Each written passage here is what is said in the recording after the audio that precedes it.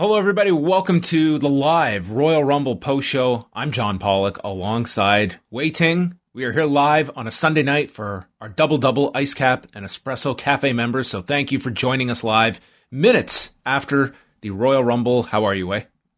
Oh, I'm doing good, John. Yeah, feels like a really big event, and it's a bit weird this one because it's the first Rumble I've seen by myself like in years. You know, these are usually kind of like a big get-together party type of show, and this is the first one I've seen like solo. I think really. Did we watch this together last year? I'm pretty sure we did. I guess we did. So, yeah, this one was a bit different. Well, I am going to, first of all, thank the real winner here, and that is my wife, who was a great assistance to me to be able to watch this show tonight. And that is all I want to say. These shows starting at 6:30 for the kickoff in my new life, 6:30 until like 8:30, very, very tough. So a big thank you to my wife today. Oh, always the MVP of post wrestling. A true MVP. Yes, very much so. Let us chat about the Rumble. And first of all, going into the show, we talked about it Friday. I guess, what would you say, like, day of were you thought the key parts of the Rumble that had, you think the most intrigue?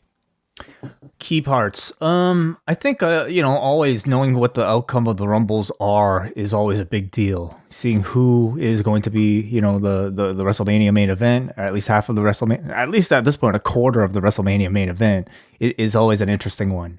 Of course, knowing what sort of surprises are about to show up. For me, it's just like there's still a real atmosphere and a real kind of specialness attached to this pay-per-view. They're usually very well booked and usually very entertaining. So just I think the idea of the show itself was enough to get me hyped, certainly by the morning. So, I mean, the key takeaways, and we're going to get into them, is that we have Edge and Bianca Belair winning the respective Royal Rumble matches. And in terms of a show layout, it was listed on the network that this show would be 7 till 10, which I immediately thought that sounds very ambitious to get two Rumbles and all the other matches into a 3-hour window. They ended up going pretty much like 7 till 11. We got a 4-hour main show, but I can't say this was one of those pay-per-views where there was a lot of a drag to it. I think the Rumble, it's constantly it's just by its very nature, it's a long match, but it's one that your attention is always occupied. And I found that this was a show that was timed out very well. It would have been insane to try and cram all this into anything less.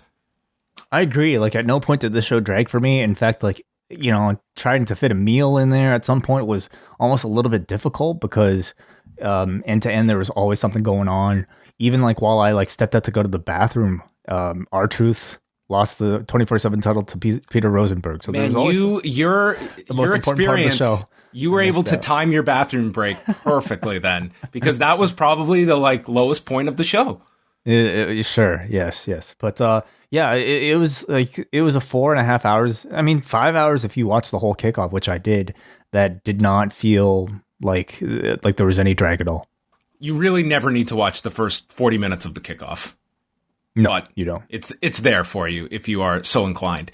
So let's get into the Rumble. We're going to go through this, and then we'll be opening it up for calls afterwards. If you skip the first 40 minutes of the kickoff, well, this will be a very quick synopsis of what went down. Charlie Caruso was on the panel with Jerry Lawler, Booker T, JBL, and Peter Rosenberg, who would have quite the evening ahead of them. They went through a number of the matches. We had a quick segment with Carmella and Reginald backstage. Sonya Deville joined the panel. And then R-Truth showed up dressed as Elmer Fudd. He is hunting rabbits because he heard Bugs Bunny was performing tonight. And that led to Booker T in the most serious delivery explaining his name is not Bugs Bunny. It's Bad Bunny. And he said this with the seriousness of telling R-Truth that he had that he had just contracted some illness. That's how serious this tone was from Booker T. And then we had Asuka and Charlotte interviewed in the back. The only thing notable about this promo is that Charlotte spoke, then Asuka did her usual Asuka promo while Charlotte is just smiling, and it's such a insincere smile. And then as Asuka leaves to do her entrance, this very serious, maniacal look occupies Charlotte's face. Oh, interesting. I didn't even look too deep into any of that. I just thought they left the camera on her, and it was definitely meant to show that there is a lot at work here with Charlotte Flair. And I think that this is the direction we're likely going with Charlotte and Asuka once Charlotte gets past Lacey Evans, but likely Charlotte in the heel role. Okay. So step one of that was these tag team titles. We went 10 minutes and 33 seconds here. Byron Saxton noted that based on the last few weeks, Charlotte Flair has proven she is a human with human emotions because of her concern over her father, where she told her father that he is becoming an old man and to stay out of my business and go home. She's a human with human emotions. Flair hit a double natural selection. Baszler kicked out of that. Then we had Jackson hitting a Samoan drop. Asuka was sent over the announcer's desk. Flair hit a moonsault to the floor onto both women. And then Ric Flair comes out. This temporarily distracts Charlotte, who gets rolled up for a 2 count. Then Lacey appears ringside. Flair has the figure 8 applied. Evans breaks it up. So Flair then decks Evans. Baszler has the Kirifuda clutch on. It gets countered. She goes back to the figure 8, but Ric Flair hands a foreign object to Lacey Evans, who then blasts her with the woman's right. Because I guess the woman's right was not enough. She needed something else. This was the woman's right and the man's assistance. Well, sure. I guess so. Yeah. 10:33. Charlotte gets hit with this object and leg drop by Nia, and Nia pins her. They win the tag titles. I didn't think there was anything special about this match. It was a kickoff match. I thought it was underwhelming if you're looking for an Asuka Charlotte match. I thought it was a pretty subpar match, and I think much of that due to Nia's limitations. I really feel like she is out of her element at this level. I mean, it's been months since that return, and for a battle royal, I think she does absolutely play a role, just being, due to her size. Within the division, she plays a role due to her size. But I mean, at this point, there are far better options if you're looking for large, monster-like characters to use in that role. I really just think she's out of her element at this point. And I don't even think Shayna gelled too well with the rest here. So overall, I thought the match was disappointing, but the storytelling, it was fine. The Lacey Evans stuff, it was kind of predictable in that WWE screwy finished kind of way. The Asuka Charlotte tag run in hindsight really served little purpose, but to be a background object to further Charlotte's singles run against Lacey Evans. Nothing wrong with using the belts that way, but I'm a bit disappointed we didn't get some better matches with Asuka and Charlotte throughout this entire, really not even focus on the two of them as WWE Tag Team Champions. So, it just seems to be a way to, move them forward as single stars. Yeah, I thought if you are in fact going with Asuka and Charlotte, I thought you could have extended this title reign. That could have played in more to the buildup of that rather than putting the belts back onto Jax and Baszler. You'd also, by extension, get some, I think, better matches involving those titles. So it's kind of hard the match we're about to review, I think it's hard to kind of grade that as a match per se. But I would say this was the weakest thing on the show, was this kickoff match. I much prefer the opening match to this. I think it at least had a purpose. So that takes us to the main show, and kicking things off are Drew McIntyre and Bill Goldberg. And Goldberg makes his big entrance. He's in shorts. He is in shorts as opposed to his usual trunks, nor spandex trunks or spandex shorts. We also don't really have any sort of special set design for the Rumble this year. It looks exactly like it does on Raw and SmackDown in the Thunderdome, but it was totally fine. We had all the MP3s, though, ready to play. We had thisisawesome.mp3. We had you still got it.mp3. We had holy shit.mp3. All of them. Yes, it was great. Maybe appropriate was what Bill was wearing, given the length that we had in store. We did have the WrestleMania sign up there, though. Of course. And a lot of pointing. A slightly updated version of last year's logo. We have 2 swords instead of 1 now. Oh, okay. That's great. So, listen, this was me and Wade previewed this on Friday, and this match was pretty much what we laid out, only shorter than I thought. I thought we'd at least get 6 or 7 minutes. We ended up getting 2.5. I guess a little more you can pad to it because they did spend a minute or two on the floor because McIntyre nails Goldberg with the Glasgow kiss and then spears Bill. Before the bell rings, they go to the floor, and it ends with Goldberg spearing McIntyre through the barricade. So the obstacle for Drew is fighting through a rib injury. And as he crawls into the ring, the referee goes, "Drew, are you sure about this?" And Drew says, "I've taken it into advisement. I think that this rib injury could be a little too damaging right now. I think we've got to reschedule. We've just got to reschedule. I think we could aim for the next month. I would be comfortable with an X-ray. Can I get an X-ray, please? I can't do this." And then he just gave up the belt. It was weird. He said, "I'm sorry. It's just my health. It's got to come first. I'm a young guy. I have many years ahead of me. I can't be jeopardizing this rib injury."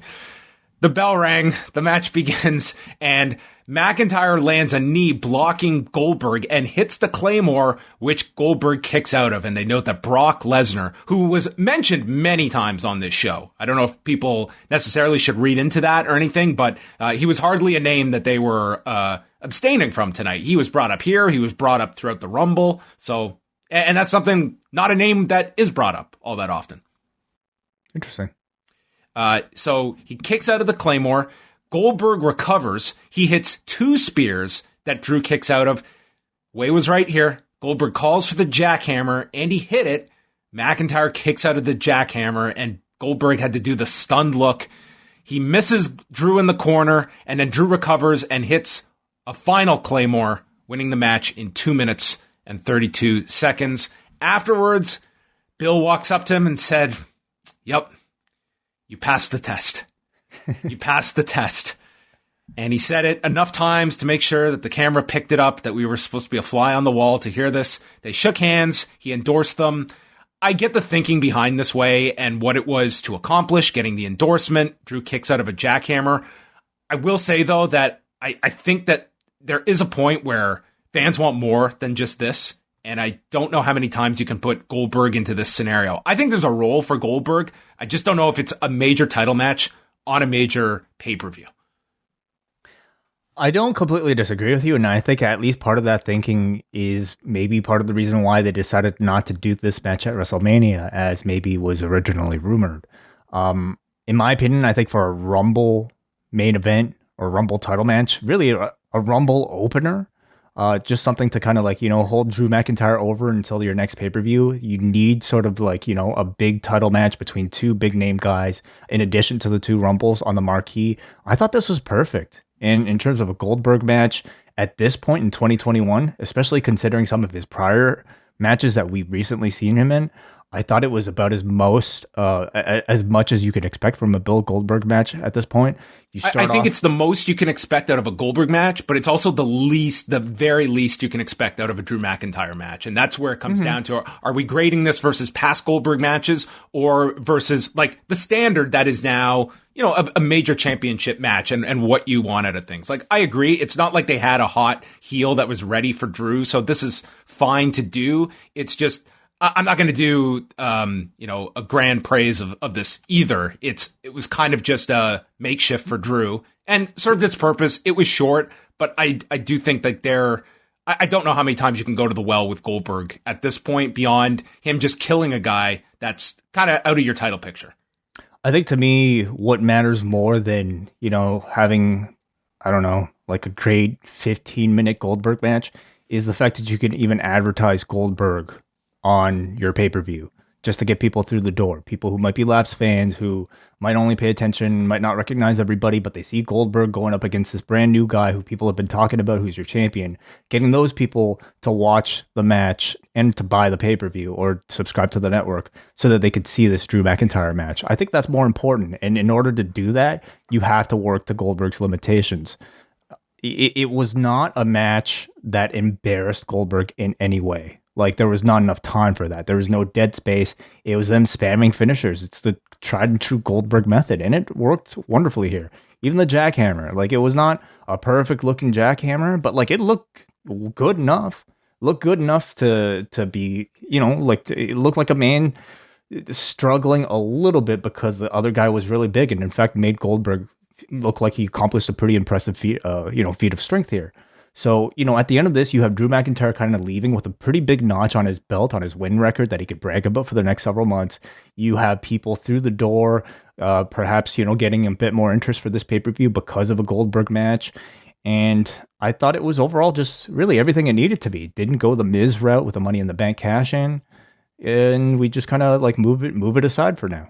Yeah, the Miz thing I want to talk about, but as well, Goldberg kind of alluded to this in that interview he did with Fox Sports, and it had been out there. Like this was not a long-term idea, and it seemed like Goldberg kind of just got this call right before that Legends night, and he's a guy that, takes this stuff super serious, and you have seen like the preparation he has had for his matches. Like he has to essentially put himself through a camp to get up for these matches. So I think like it's also, he was put in a spot here where he had to get ready, and 4 weeks is not a whole lot of lead time if you're Bill Goldberg at 54. And I think a lot of the criticism that has come against Goldberg is somewhat unfair. If you want to criticize the company, that's fine, but he is contracted to do these 2 matches a year, and he takes them super serious when he's called upon. Like he is not the one that is, necessarily calling for these main events or whatever, but when he is put in these, like he also puts in the time, and this was one that seemed to come together pretty quick.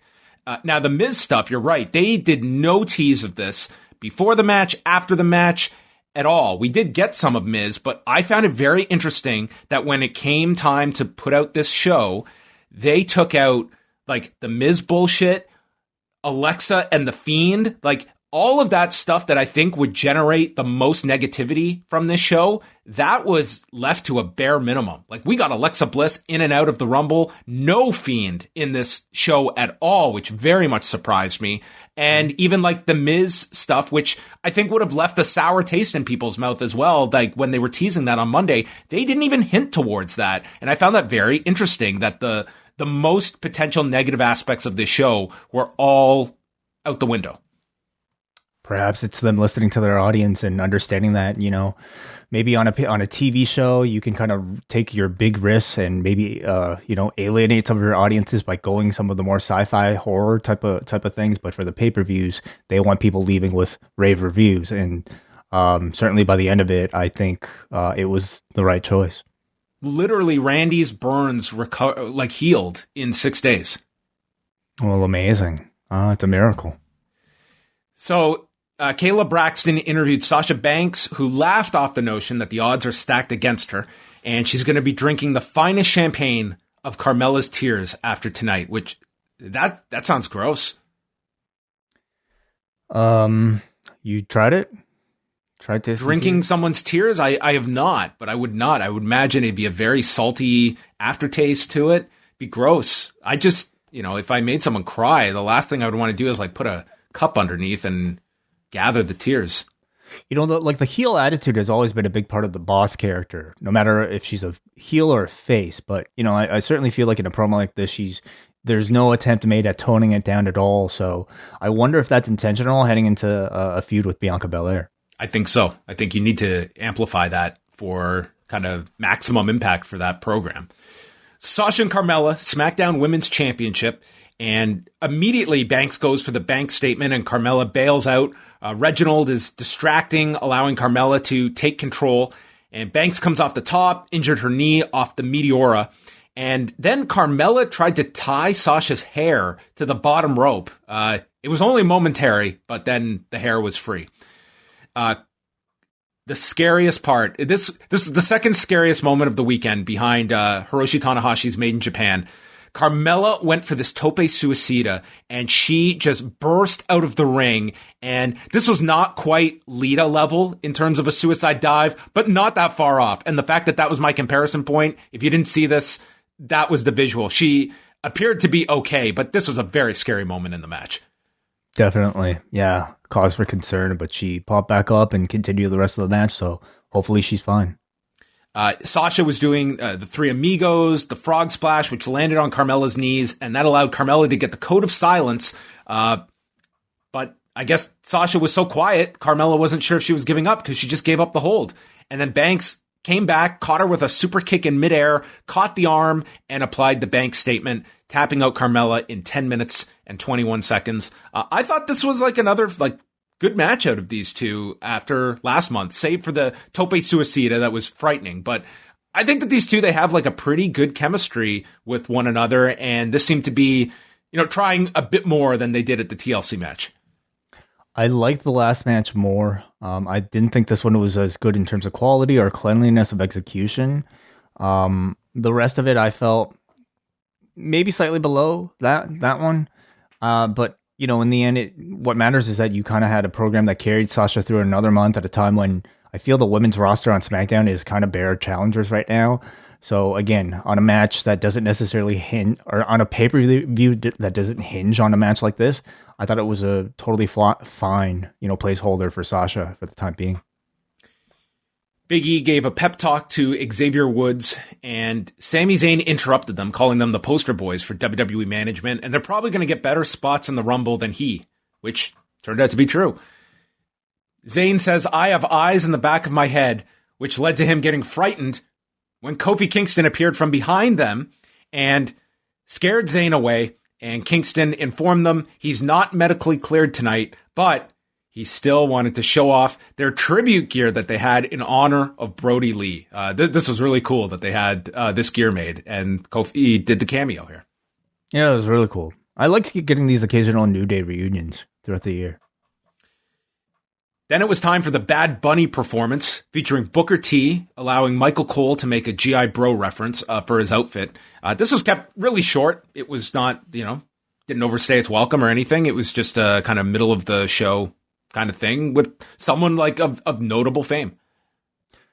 Music performances in wrestling are always a risk because they tend to alienate a good portion of your fan base, because no wrestling fan typically always agrees on their musical taste, unless it's a wrestler's entrance theme or a song that's kind of directly connected to them. This kind of exists somewhere in the middle. It's attached to Booker, of course, but it's not a song that really has ever been played on their programming. He's not an active wrestler, and I think this definitely received some mixed reaction online. But I like the song. I like the performance.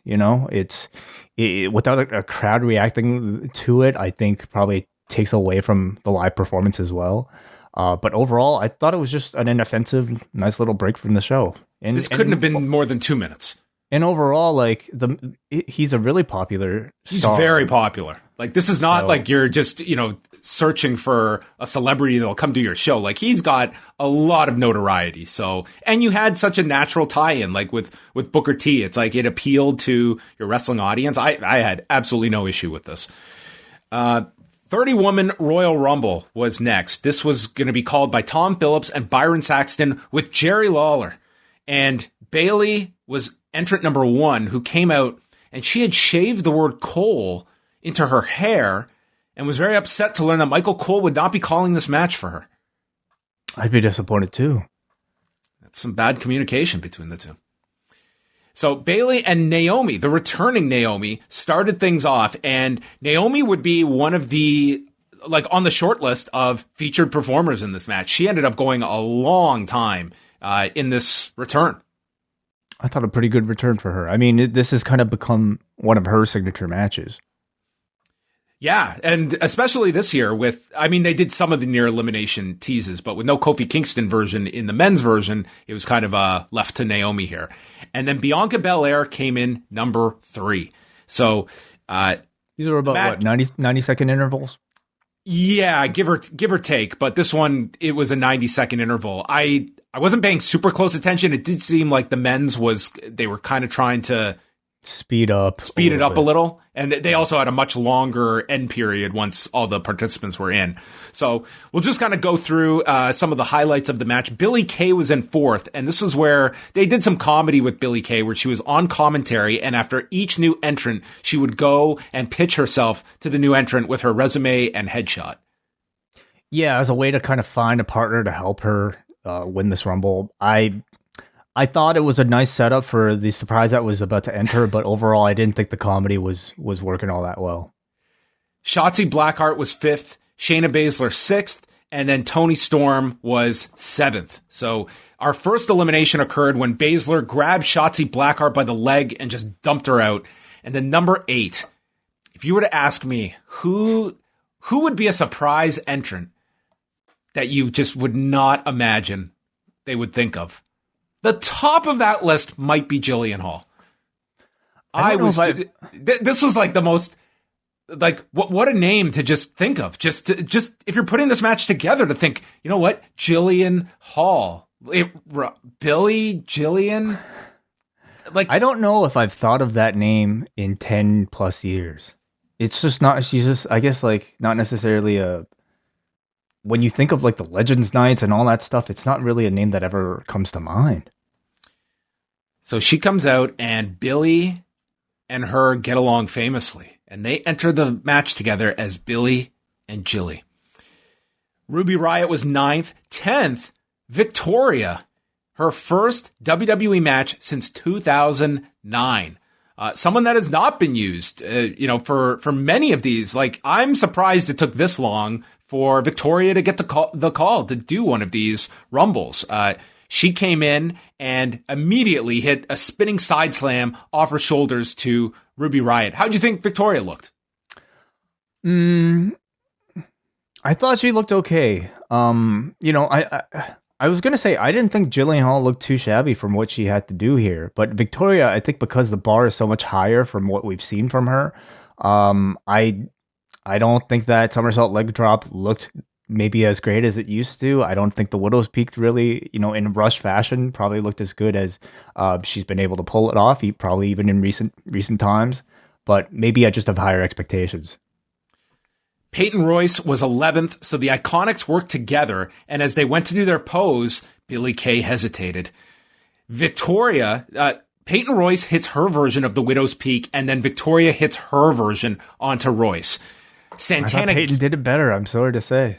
Well, maybe it's the Widow's Peak has peaked. Santana Garrett was 12th. 13th was Liv Morgan. What did you think of Santana Garrett being like one of the lone kind of, well, not lone, but like one of the featured NXT players here? Because she's not even I'd barely call her an NXT performer. I mean, she's not a television character, just seemed to be a name to throw in here. Yeah, I found it certainly interesting. I don't know if this is any sort of indication of a call up, or simply because they didn't want to use anybody else in NXT to kind of have them not win a Rumble.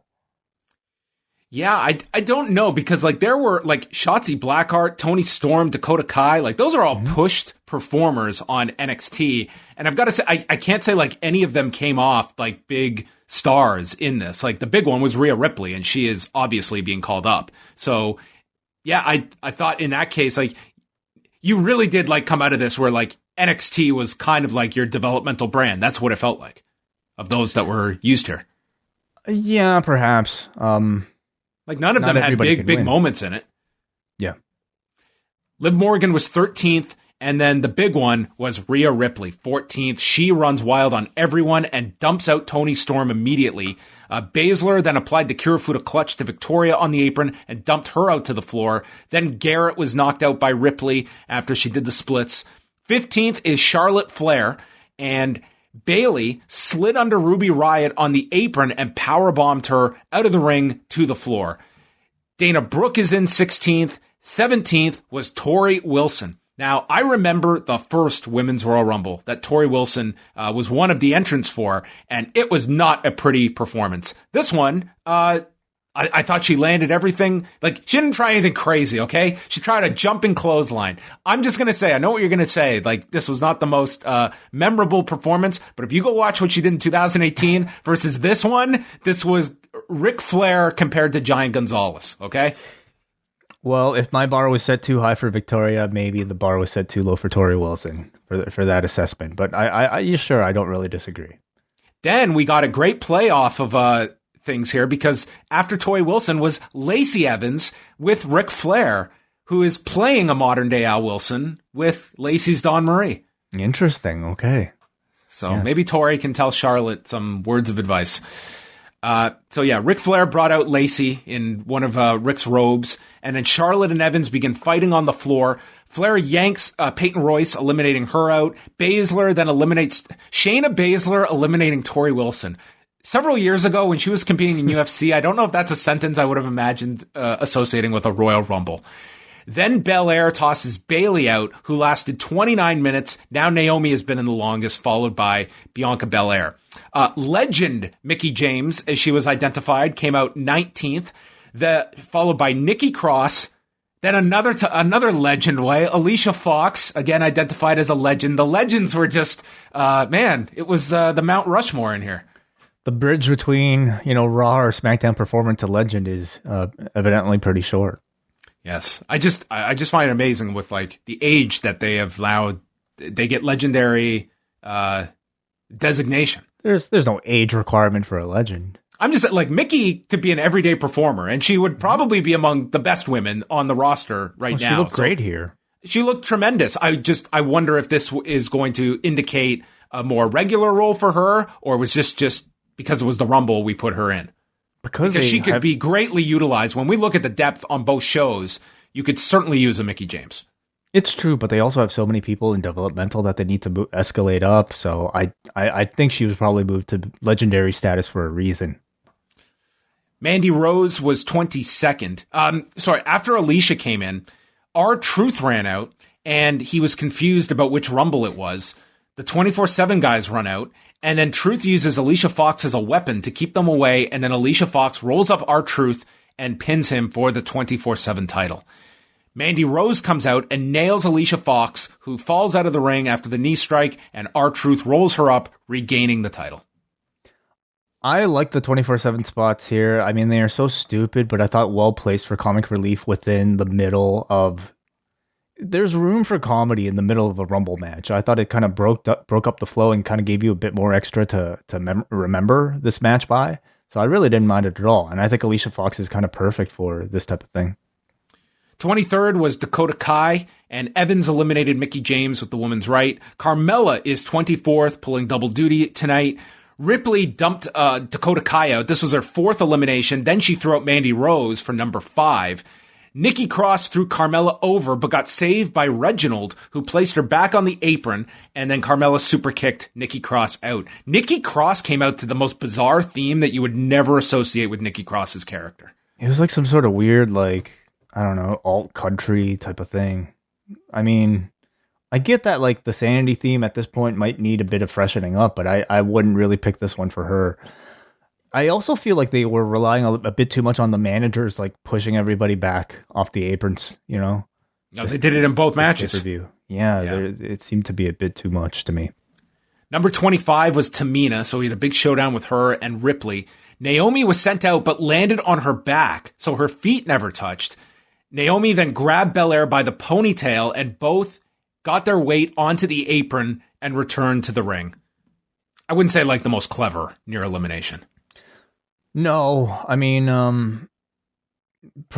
it was impressive, like seeing them kind of like, backwards sit up to that part was okay. To the ring.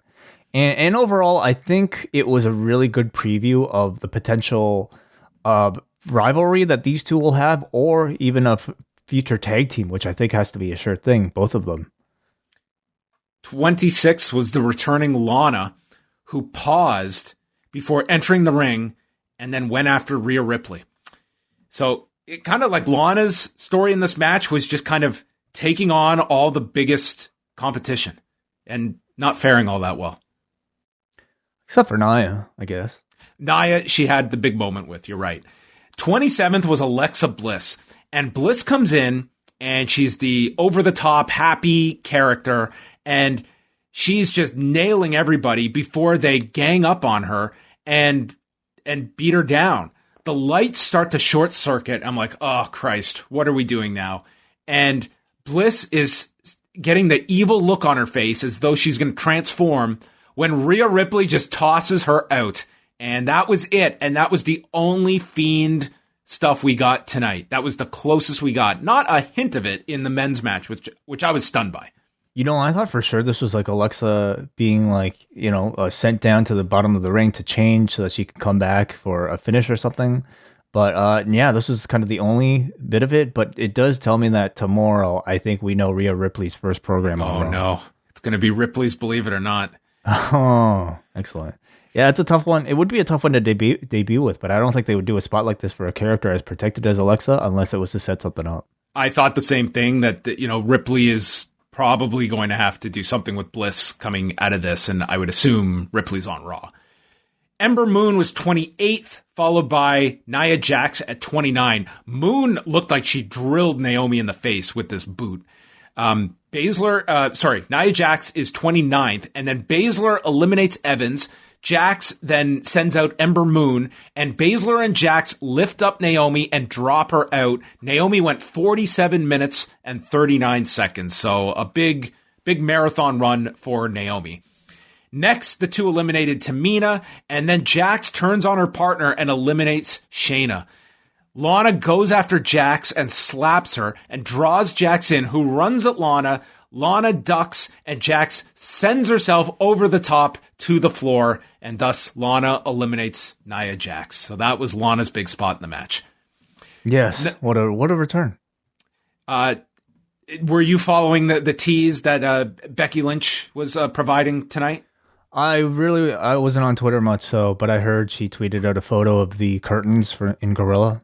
Yes, which I kind of wondered, like, what's the point of doing that if you know you're just disappointing?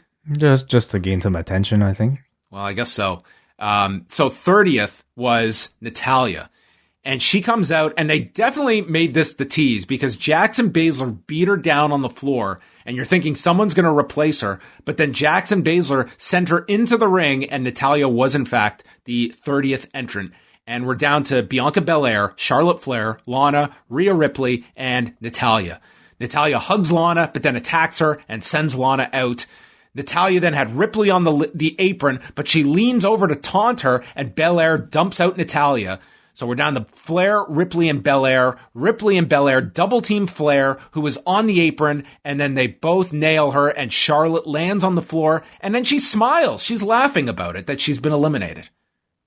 It was more of like a, oh, you guys got me type of smile. Well, Ripley and Belair then went for several minutes here. Both end up on the edge of the apron, and they agree to re-enter the ring together. The Riptide gets countered, the KOD is blocked, and then Ripley lands on her feet when Belair clotheslines her out at 58 minutes and 49 seconds.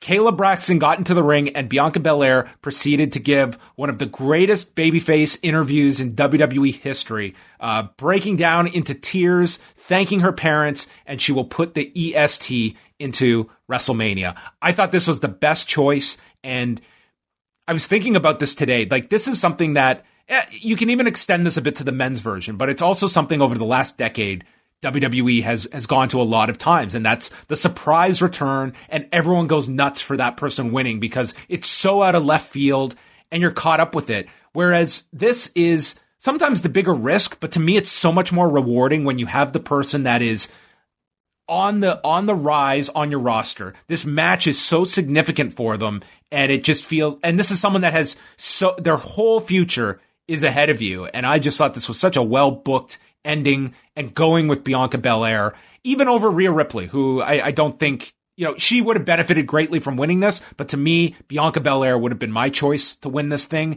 and I thought that they went with the best available option, and this seemed to be met with unanimous praise. I thought it was really well booked for Bianca Belair. Absolutely. I mean, in terms of overall booking, that's really all that matters. And I thought they absolutely nailed it in their pushing of Bianca Belair, but really extending that to the final three here. I thought it was a really kind of nice little, like, almost metaphorical changing of the guard here, where you have Charlotte, Ripley, and Belair here, and Belair and Ripley working together to eliminate Charlotte, almost kind of being the new generation, eliminating the previous generation. It ended up, the focus is of course all on Belair, but as a debut for Rhea Ripley, I guess a true debut into the main roster, she was fantastic here. They treated her really well. But Bianca Belair in one night, Bianca Belair, I think like has been rising pretty quickly in SmackDown. Certainly like the Chronicle, as little as like I think WWE main roster pays attention to Chronicle. The buzz generated by it, at least amongst the hardcores, I think has been really strong, and they really built off of that momentum leading all the way up to tonight. Even in the way they presented her kind of very emotional character promos that we saw last on SmackDown, and then tonight, it seems to be a bit of a character shift for her, where she's in the past, like, much more kind of cocky. Now, when she talks, at least in the last two times we've heard her speak, she speaks in a much more kind of sincere, girlhood dream type of way. And it absolutely works. In one night, I thought they really elevated her to main event level status. Very good Rumble for Belair. You planted seeds here for Ripley and Bliss, I guess. Maybe even kind of like you would expect Asuka might be, still in play with all that, but who knows? I can say like many of the women's Rumbles in the past, because of the varying levels of experience, and because maybe a lot of the nerves attached to like a lot of people entering maybe a match like this, there was definitely a great deal of sloppiness in these matches. But I think overall booking was very entertaining, and by the time they got to the end, I really enjoyed this match. I thought like they got away by coming up with some really like clever area like points in the match, and you had kind of your through line of Bianca Belair and Naomi going so long, and going with that story as well. I do think like it does say something when you had like they really rested on the fact, and we're even pushing this on the kickoff, like there are 13 people announced for this match. So it was like pretty much relying on the surprises and who's going to be in this match.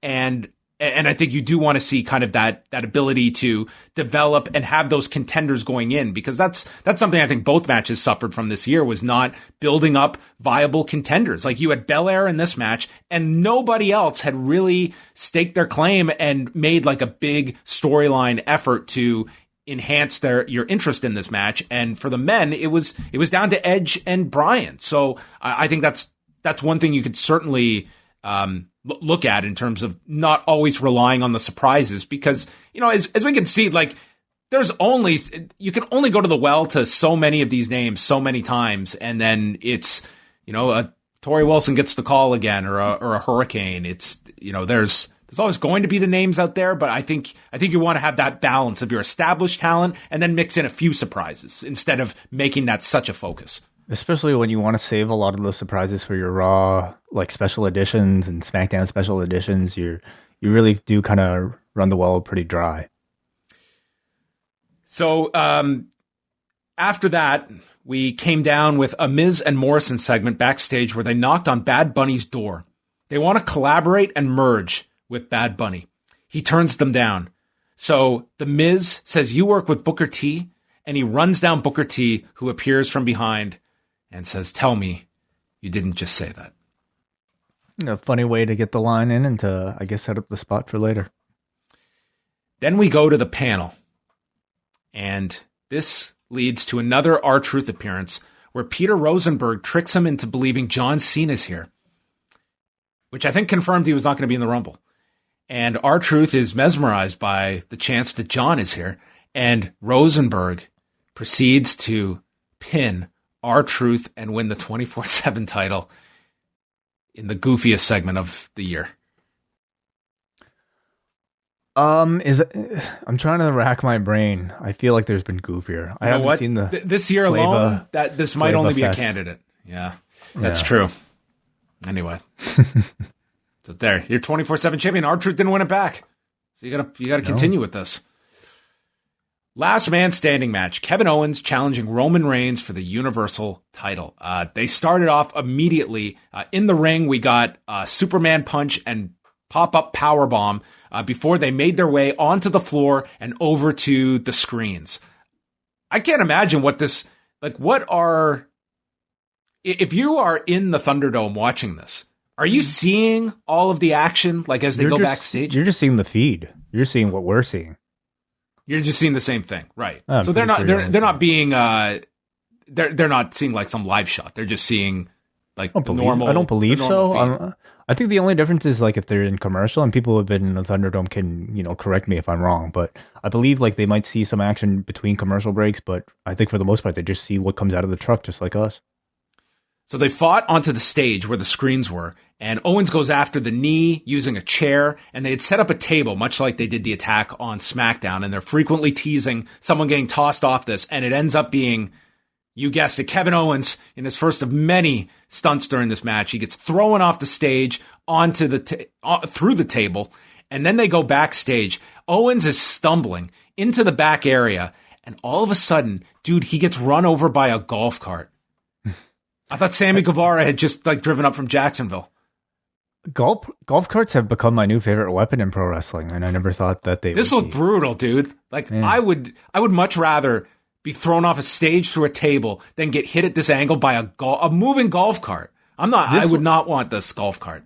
The Sammy one is already legendary at this point, but this one I thought was also great because of the element of surprise, because the golf cart you didn't even see coming. It was almost like one of those comedy shows where a guy survives some sort of like miraculous thing, walks onto the street and gets hit by a bus. It was like kind of that out of nowhere. Did the combination of the two, of the golf cart and the forklift, make it too comparable to that one episode of Dynamite where they did the two? They did the two together. The golf cart, yes, but the forklift, I mean, that's always been around these kind of plunder matches. So Owens is reeling from this golf cart attack, and Reigns is pointing up to his grandfather in the sky, and Owens just loses it. He fires up on him, drops him on a table, puts him through with a splash, and then Kevin Owens starts operating a forklift. He elevates the forklift with the wooden slat, climbs on top of it, and proceeds to hit a swanton through the table. This was nuts. It was a big splash. I mean, after the big splash that he had already just done. So, even by this point, this dude was taking a crazy amount of punishment in this match. They return to the arena, and Reigns has recovered, and he spears Owens through the screens at the entrance. But again, Owens won't stay down. He rolls off the stage onto his feet, and then Owens is backing up, and his arm hits one of the lights, and it appeared that it was super hot and must have burnt him, because his reaction was like he just accidentally his arm hit this light that had been on all night, and his reaction seemed like he just momentarily burnt it. It looked not fun. This guy is going to be in awful pain tomorrow. So Reigns gets these handcuffs, but he's met with a stunner, and Owens uses the handcuffs and locks Reigns to the lighting equipment by the entrance area. And Reigns was chained so low that he couldn't stand, which was a really clever way to play this up for the last man standing match. So they're counting, and you don't know how Reigns is going to get up. So he grabs the ref and just plants him he just knocks him out cold.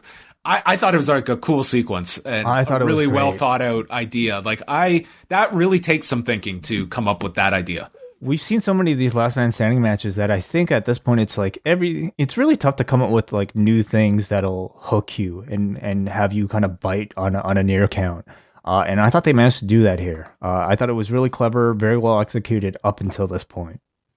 So Owens is down, and Heyman has the key, and he comes and he has to unhook Reigns from the handcuff. And dude, I was starting the count because time stood still as Paul Heyman had an impromptu match with these handcuffs. It took forever to unhook him. He finally gets Reigns free. As the extra referee is coming out and counting Reigns for being off of his feet.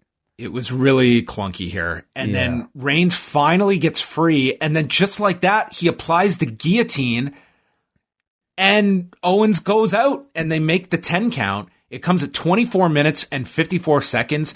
They forget the handcuff thing. They had just built and built and built all these crazy stunts that it almost felt kind of anticlimactic with the guillotine. But along with the handcuffs, it was just a tough ending to what had been a pretty action-packed match. I thought these guys worked their asses off. I hate to be critical, but the ending was not smooth.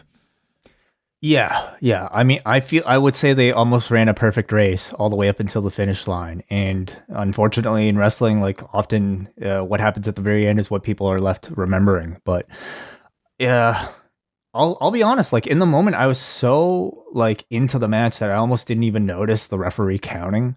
And it was certainly awkward watching it back because the referee had to stop the count at about count 6 and then just kind of pretend to be distracted. I could see why it would take a lot of people out of an otherwise pretty perfect match, but it's so hard for me to like speak ill of this match, seeing how much these guys did for it. Owens killed himself for this match, diving off of like 2 platforms, going through LED boards, diving off of 3 platforms, really. So I think like for a match like this, there's a level of intensity that's expected, and they absolutely hit that. By the time they got to the handcuff gimmick, it was a clever spot and then pretty well executed until whoever had to, whatever, blame the key, blame Paul Heyman, who knows? Like I'm sure it's it was unfortunate. Maybe in editing they can somehow. I have a feeling when you go to log on to the network later this week, this match may have a seamless finish to it. Sure. But, and I'll say this about, the fact is that you say like the guillotine, it's like, are you building upon it? But it's like, sometimes it's like you want to get these finishers over, and that was, paying dividends here for down the road. Like how significant this guillotine is. Like this is deadly. I didn't have an issue with it because by that point Owens had taken so much punishment, he barely was able to stand on his feet, that I could buy something like a guillotine being the thing to knock him out. I think it was just like the long delay and then right to the guillotine that was tough for me, because I think if we had a more of a flow right to the guillotine, I don't think I would have batted an eye about it. And especially sorry, go ahead. I was just going to say, if the idea is Reigns and Bryan at Mania built around like the guillotine and like a submission defense or a counter, there's a lot you can do with that. That makes a lot of sense. I was going to say, where was The Miz at this point? Dude, he was like, there was a point where they're brawling in the back, and this is right after the forklift spot. They're going by the production desk. The Money in the Bank briefcase was sitting there. Really? It was just there. It was like Miz had, I think, legit left his prop there in the back. They literally brawled past, and the camera's on it in the background. The briefcase was just sitting there during this match. Oh, man. Well, with what they had to do afterwards, I totally understand. But I think like it's not like they didn't tease it. Like Miz on SmackDown was teasing that he would cash in. He teased it on both shows heavy this week, and I'm not complaining either. I just want them to end this briefcase thing. I think this has done great damage to this Money in the Bank concept. I just want to see Drew beat him, even if it means they have to just do that match at the next pay-per-view. Like just end this stupid briefcase. I think it's awful. This has been the worst Money in the Bank tease I think that they've ever done. So a very intense match. I still thought this was like match of the night. Finish aside, I thought these guys just worked super hard. It was, a significant blow off. And again, it was not the time for Roman Reigns to be losing. So I think this program has greatly helped both men. Yeah, Roman, I think, continues to be on just a tremendous, tremendous run, having great chemistry with a number of different opponents. And it really feels like Kevin Owens was like, after I would say a solid year of like not doing a whole lot, not even appearing on TVs for obvious reasons, like he really put a lot of himself into this entire program, through the promos, through all of these matches. He's been excellent. Yeah, I hope that it's like a solid idea that comes out of this for him. Like he should be involved. Like if you figure that the SmackDown side is going to be in the Elimination Chamber, like he should be one of the key guys, fighting for that rematch or something significant going into Mania, hopefully for him. Cause I think this has been his best WWE program. I think this is ahead of the Jericho thing. I think this is ahead of the Sami Zayn feud. I think overall, given that this was a legitimate main event program and him as a babyface as well, like his promos have been outstanding, especially the last few weeks invoking his grandfather. Like I do believe like this has been 2 of the best months of Kevin Owens' WWE career. So the final match on the night was the 30-man Royal Rumble. We've got Michael Cole calling it with Corey Graves and Samoa Joe. And as they announced on Backstage on Saturday, Edge would be number 1, Randy Orton, number 2. And I mean, let's not bury the headline news. Randy Orton's first-degree burns completely healed since Monday. Not a mark on this man's face. Yeah, it could have been makeup. Mind games for Alexa. Yeah. Yeah. I would love if they just completely dropped it and they just don't even reference it. I don't think that's going to be the case. I think we're going to get overload of The Fiend now after tonight's reprieve. Maybe they just have a great cosmetic surgeon backstage working in WWE.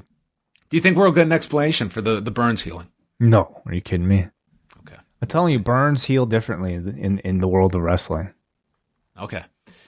So Edge just goes after Randy immediately, and they're brawling all over the ring, and it's Edge dominating Orton. Sami Zayn is third, which was the perfect spot for him to enter in this match for the conspiracy theory gimmick.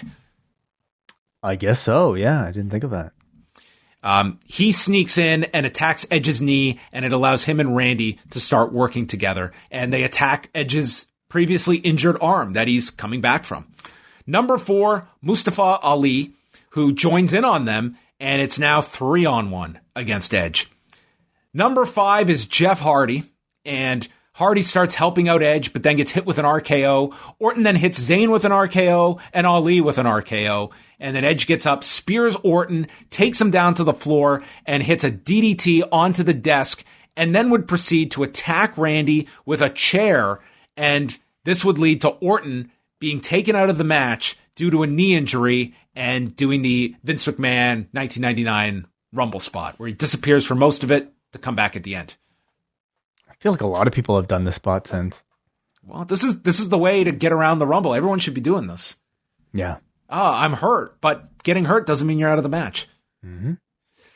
Dolph Ziggler was number 6, tying Kane's number of appearances at 14 in the Rumble.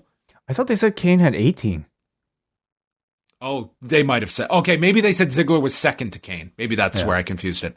Yeah, you know what? Here in my notes, it says second most of all time. So yes, and doesn't even get any closer after tonight. Lucky number 15, right? Ziggler's got to be in at least 5 more Rumbles to tie this guy. So Ziggler sneaks in and he just throws Jeff Hardy out just like that. So there's Jeff gone. Shinsuke Nakamura was 7th, and then 8th, Carlito, who was accompanied by 6 abs. This dude got in shape for this. What the hell? This guy never looked like this in his prime. He's 41. This was the best shape I've ever seen Carlito in. He looked fantastic here. Well, I wonder, man, Joe asked the right question. He's like, what's in those apples? And I wonder. You could definitely wonder. Well, Carlito, he came out here. This was a man that wanted to make a statement here. So he comes in and offers the apple. Nakamura takes the apple.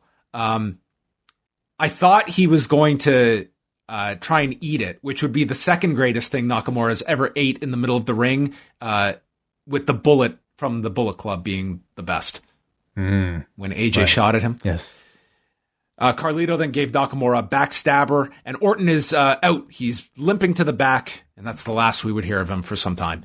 Xavier Woods was in 9th, Big E 10th, and Woods and Big E worked together. They dumped out Sami Zayn, and then John Morrison is in 11th, and Big E makes a save on the apron for Woods and holds on to him, but Ali's on the apron and kicks their grip, and Woods falls down to the floor, and he's out.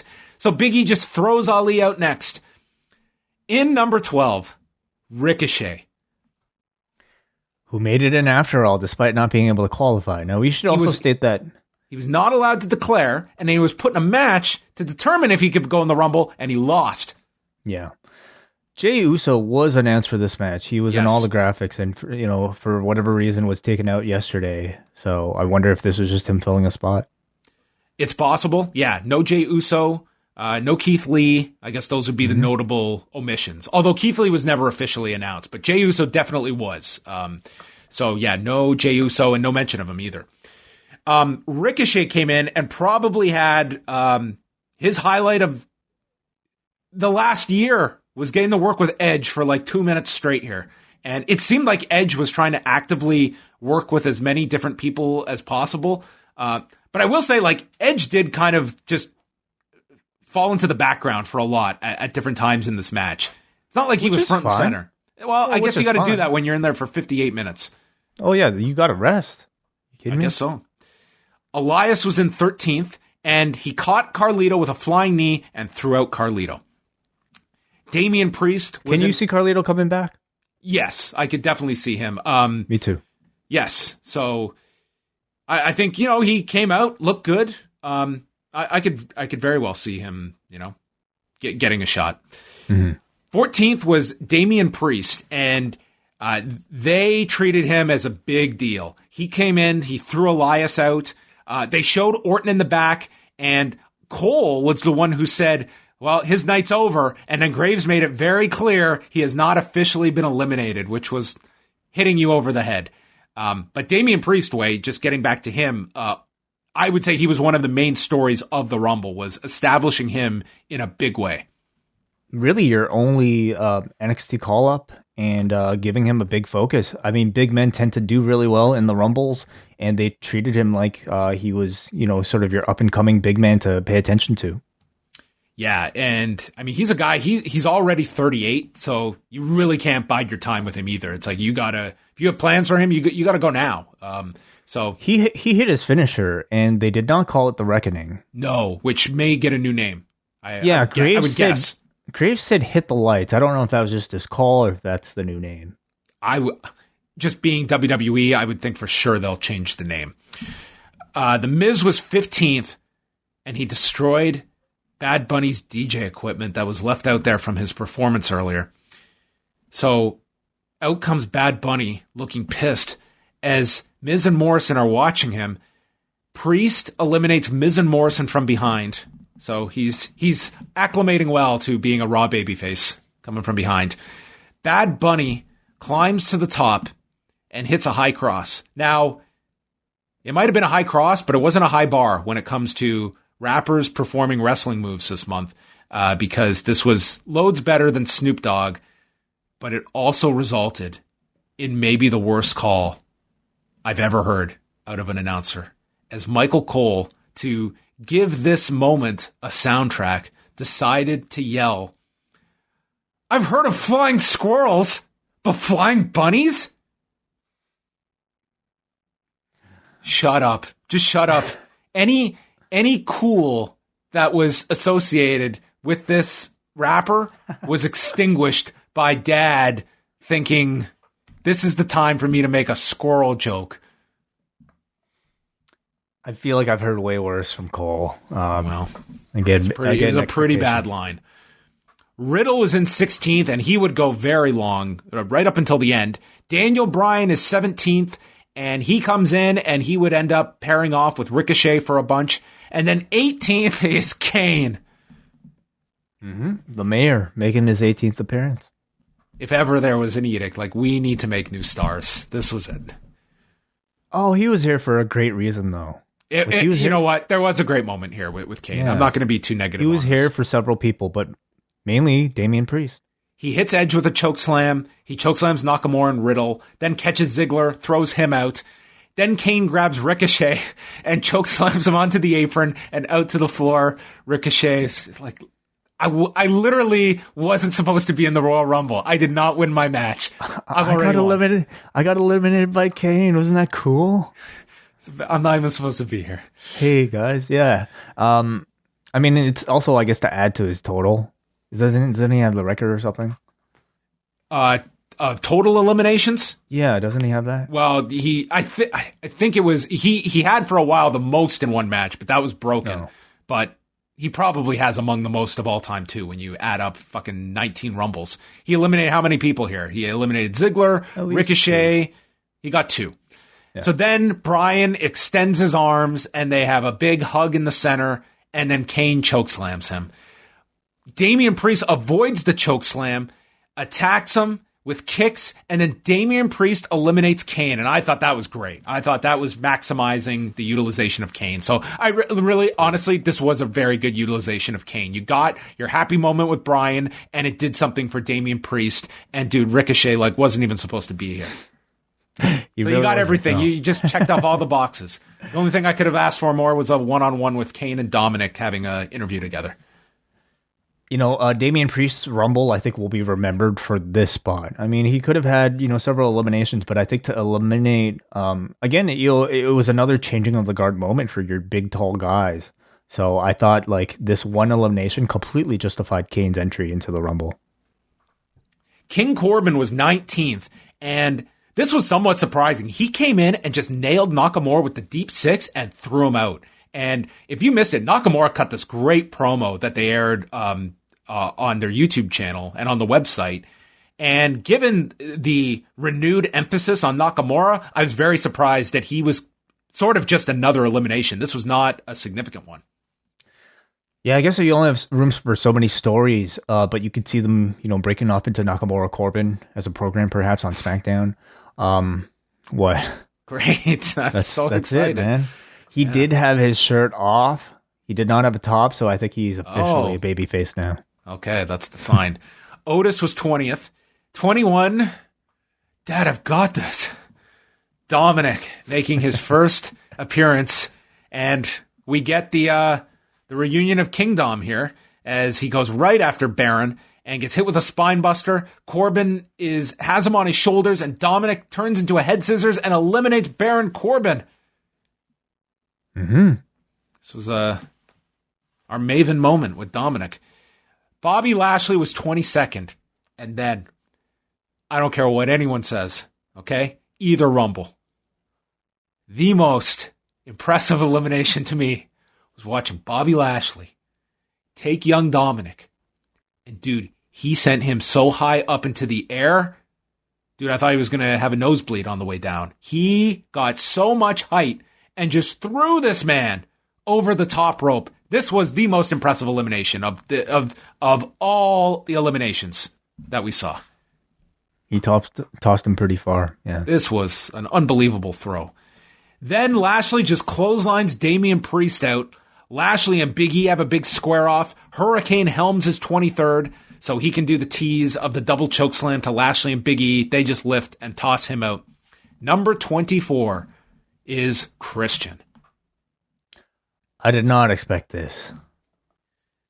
This one, I mean, I heard earlier in the day, and it was since reported that Christian was there backstage, so I knew that, but I was not expecting him to be in the Rumble. So they did do of course they did the tease of the match with Orton for that edition of Raw, but he never fully got into the ring for a real match. This was about as much physicality in ring we've seen from Christian since retirement. 2014. That's incredible. Yeah. So and of course, he's obviously been cleared, and this is clearly why they decided not to do Edge as a surprise, you would think. Interesting. If they knew they had this in their back pocket, number one, you want to promote this Rumble, and I think advertising Edge helped a lot in the week leading up to this show. And if you knew you had this, well, you've got your surprise. And this was a really cool moment, obviously for Christian. He's been, you can certainly read between the lines with him. It was not ideal that he couldn't retire on his kind of terms, and to do this, I think this is a lock that he's going to do more than just this. Oh, is that right? I suppose you have to at this point. I think you would have to go through all this and you get cleared to not do I think you've got to do a tag with Edge. You've got to, even if it's just to do a retirement match. So what the hell's going on here with is medicine just better? Are these people just recovering better? What's going on here? Dude, I cannot tell you, but there is a litany. Dude, Christian's back, Edge is back, Sting's about to do a match on pay-per-view, Daniel Bryan's back. In this match. What the hell's going on? Were we just in such an advanced stage where everything can be cured? I will say, and this was, listen, you've missed all of this time. It's you can't really control things, but man, this return and this hug with Edge in an arena would have been unbelievable. Oh, I mean, yes, it would have. But even at home, I thought it was unbelievable. To me, this was the moment of the night. Yeah. So, yeah, Christian's coming out. He snaps Lashley on the top rope, and then everyone gangs up and sends Lashley out. And then he comes in, he hits it on Prettier on Big E, and then him and Edge just have this big hug. We had just seen Kane and Bryan, but I wasn't expecting a chokeslam here from either one. And then they teamed up against Riddle. So this, other than, Edge winning, like I would say honestly, like the biggest story was Christian's return in this Rumble. I completely agree. Because they did do the Orton tease like months ago, I thought for sure this would be Christian coming out and then getting attacked from behind by Randy Orton before he can make his way into the ring, just to kind of like build. You know what? That would have been a great spot. No, I think you have to, like, that would have been it would have been a real dick move. Yes, it would have been a great spot if you can't clear the guy. But man, to have but then you could do the whole story of Christian then vowing, "I am coming for you." And then you get you could have done it many ways. Yeah. You can do the unannounced return here. I think people almost expect it now for the Rumble that you almost have to do after last year's big return. I think they almost felt like, we can try and do something similar. But this sort of heartwarming moment, seeing the two of them together, like not just, seeing each other in the ring, but like being active competitors together in the ring, doing double team moves, teaming up to face other people, like that was just such a heartwarming, nostalgic moment for any sort of longtime fan. I wouldn't trade that for really kind of any sort of heat getting spot. No. I just looked at it like it was an awesome moment with the hug. I just wanted, like, how... If you knew he was coming back, what is the best possible way? And it's something like, could you imagine like Edge needing to find a partner or something, and you have this in your back pocket? Like there are certainly different ways. Would have been cool, but like again, like there were a number of people complaining that, hey, why would you announce number 30? Why would you announce a number 1? Why would you announce Edge coming out here? I think there's definitely something to be said for the element of surprise and being able to leave the pay-per-view with, something you didn't know. And they saved that with Christian for this show. Yeah. So I'm very curious what they do with him. Like I couldn't imagine this guy going through all the process of being cleared just to do a Rumble appearance. So he looked pretty good too. You definitely have to do a tag team match. He looked prettier. Yes, he did.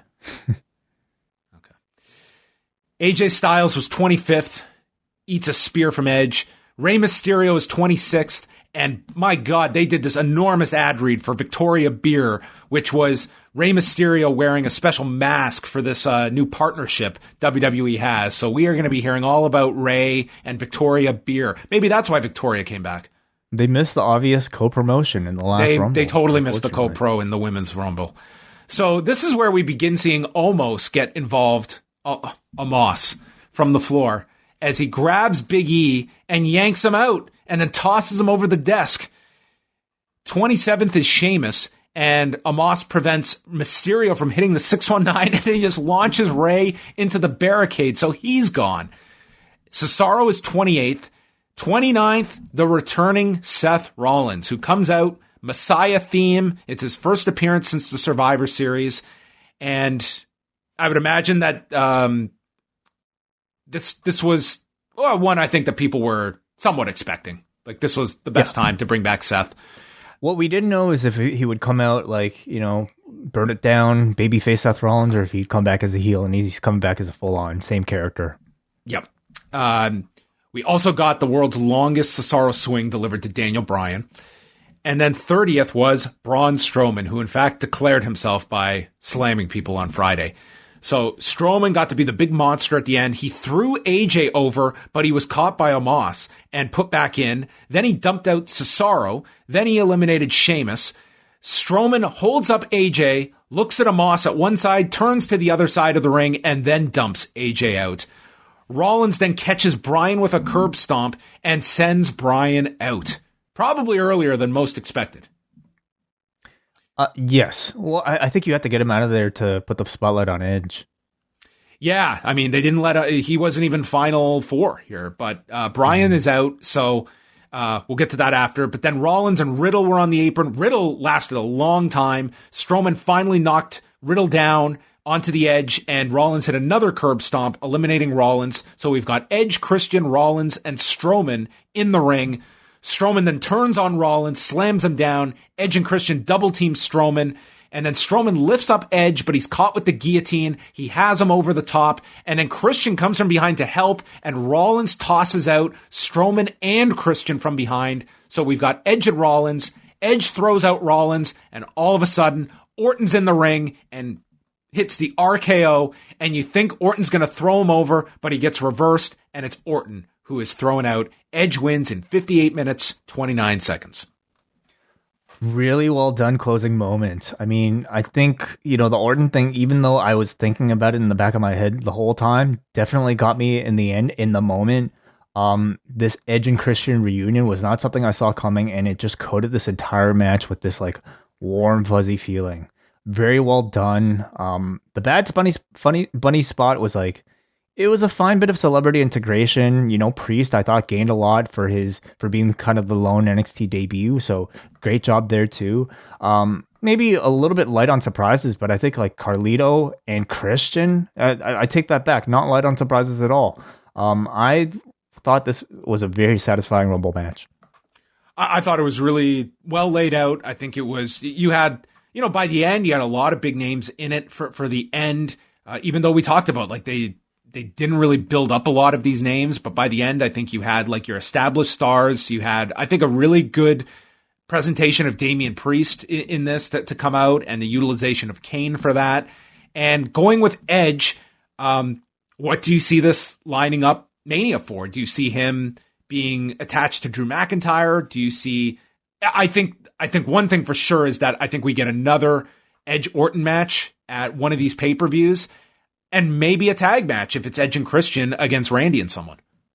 Yeah, certainly. Now, like, Edge winning the Rumble is interesting because it presents two options. I think the expected match will be Drew, but Edge and Roman is a potentially great feud that they can build towards as well. Like, he can really do both. As a babyface heel, I guess that works even better.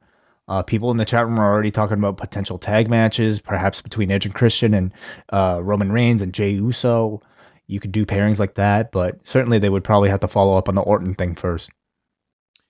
Yeah, so I thought this was a really enjoyable show. I thought overall, I thought it was like a really, like, you came out of it with a lot of interesting directions for WrestleMania. I will say it's not like they, like past years where you have seen like, okay, I can see where all these directions are. It's not like they've hinted a whole lot going into this. And that's kind of the job now, is to kind of get all those programs in place and start building towards them. But I think tonight you have established some big stars winning the Rumble matches and potential directions for Mania. I thought it was really interesting how, like, going into this Rumble, I think Bryan was the overwhelming favorite.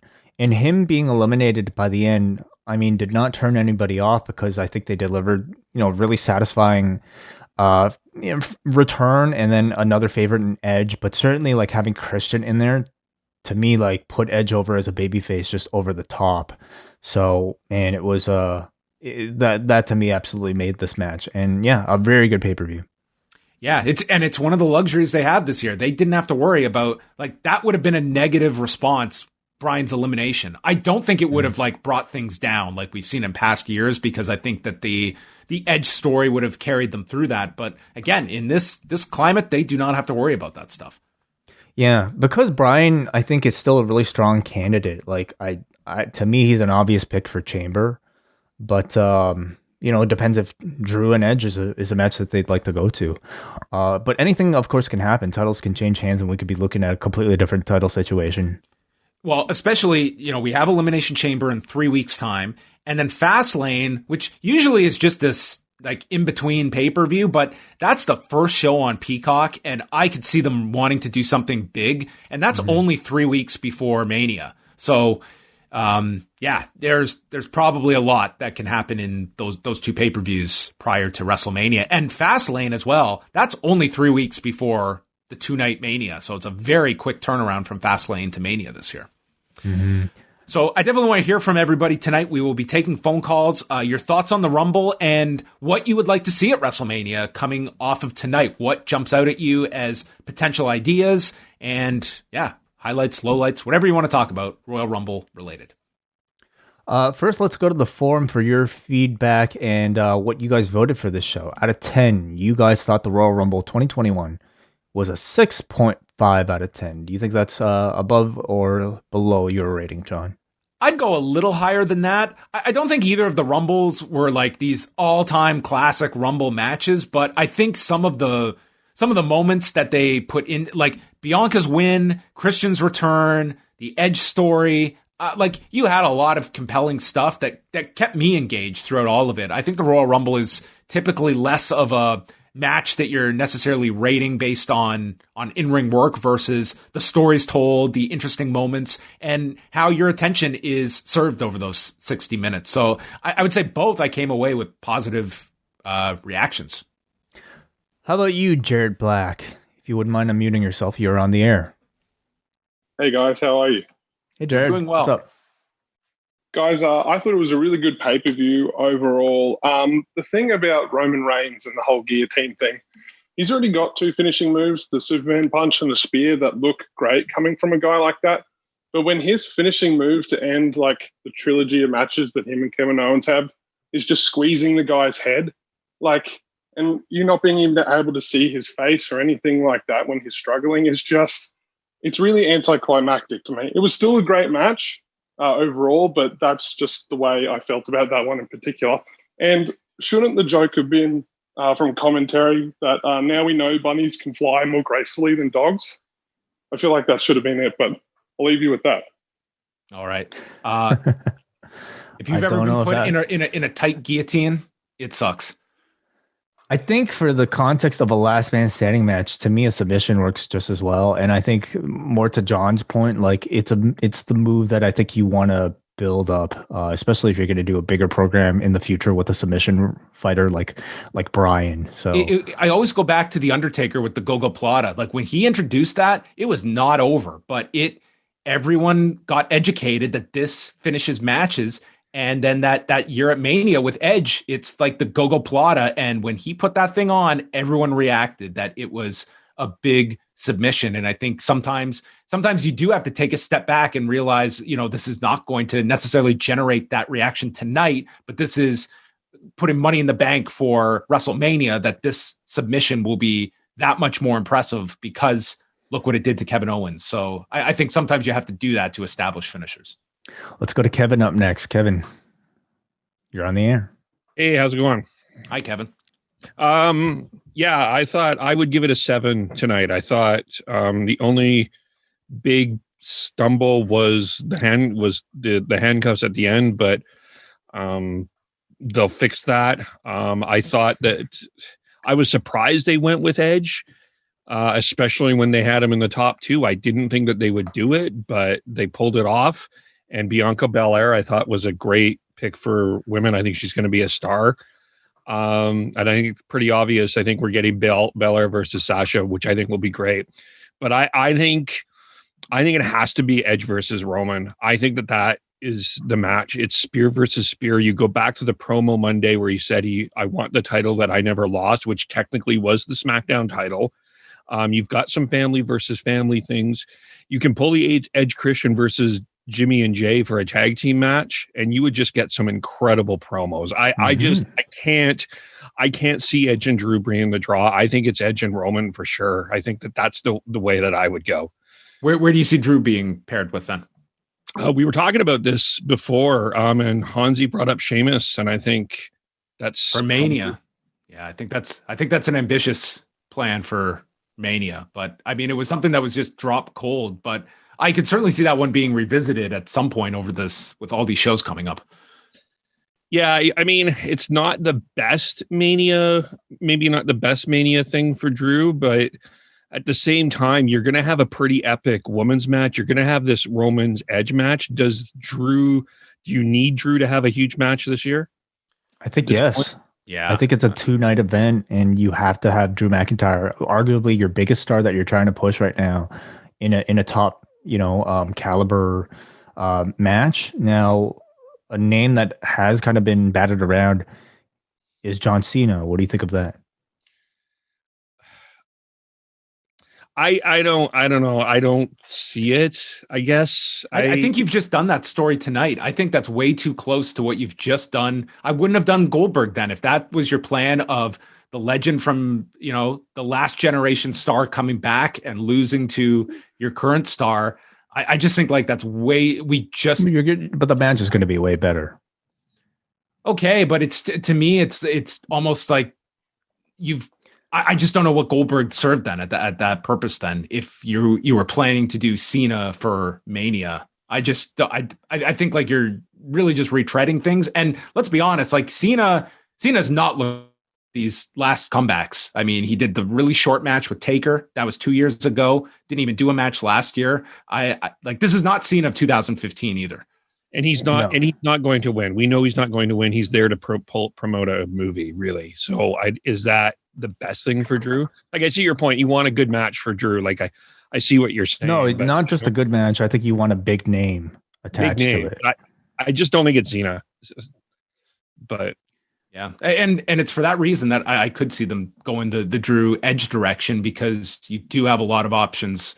I mean, if you're looking at Bryan, if you're looking at some other options, though, the Edge Reigns one, yeah, there's plenty of material there. Like that would be a very WrestleMania worthy program to go with. It's just who needs it more, and you could look at Drew. There's a lot less options that come to mind for me.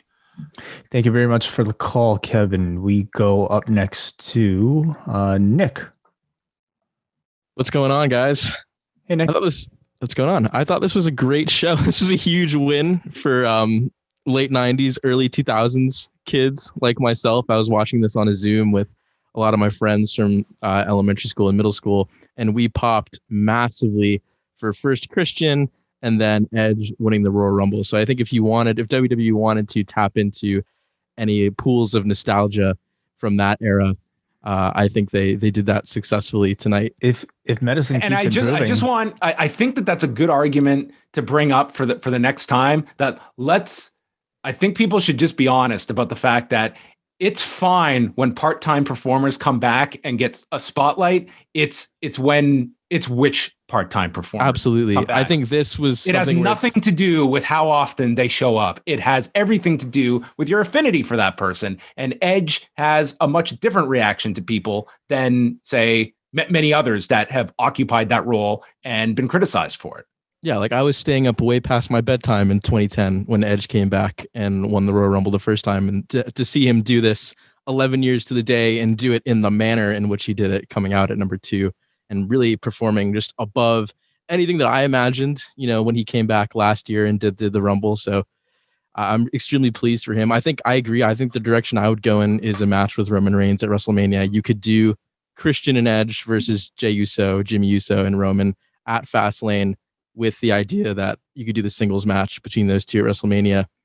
The tag direction certainly makes more sense with Reigns than it does Randy, who does not have a logical person to be with. Yeah, that's kind of my question. Is you mentioned the fact that the Fiend stuff was extremely limited on the show, only to Alexa. I'm wondering what they do with the Fiend, if they give the Fiend one of those spots with a part-timer at WrestleMania, or they revisit the Randy Orton stuff.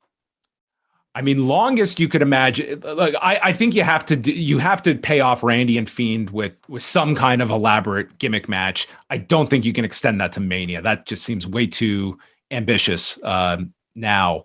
But it's also one where I don't think anyone was complaining about the lack of that stuff tonight. And I think had you involved the Fiend, I think that would have been the stuff that would have been met most negatively tonight. So it's, to me, if you want to have this Fiend character, I think that's fine, but I think you have to understand the limitations of how much you dedicate your programming to it and how far up you place that character when it comes to your main event picture. I'm just intrigued because I could see him getting some sort of big WrestleMania spot with, lights, pyro, post-production, things like that. Anything they wanted to do. I think they should revisit like what they did last year and come up with something similar where it's not really a match. It's something that I think a follow-up to what they did last year with like the Firefly Funhouse. I think like that's almost the best utilization of him. Mm-hmm. Yeah, I totally agree. The last thing I'll say before I get out of here is glad to see Roman continuing the long Samoan tradition of running over people with vehicular motor vehicles. I thought that was he did it for himself, though. Did it for himself this time, not for The Rock. Anyways, I thought this was awesome. Thank you, guys. Thank you, Nick. Let's go up next to Hansi. Hansi, what's up? What's going on, guys? What's it called? I really enjoyed the Rumble. I mean, it wasn't like the greatest, ever, but I was wondering how they were gonna handle it with with no crowd and all that, because normally that's kind of what feeds the countdown and the cheers and all that. But I just thought WWE was playing with the internet fans. They were playing with them with the Drew McIntyre thing. And then the Alexa Bliss thing, where I thought something bad was going to happen. I was ready to kind of cuss out. But now I'm actually worried that Rhea Ripley is going to be stuck in a program with Alexa Bliss at WrestleMania probably or something like that. But no, I thought those were the right winners. I guess it's going to be Daniel Bryan and Seth Rollins probably, but I was really scared that Christian was going to turn on Edge, you know what I mean? And then they were going to do something at Mania or something like that. But I'm kind of glad that Edge won.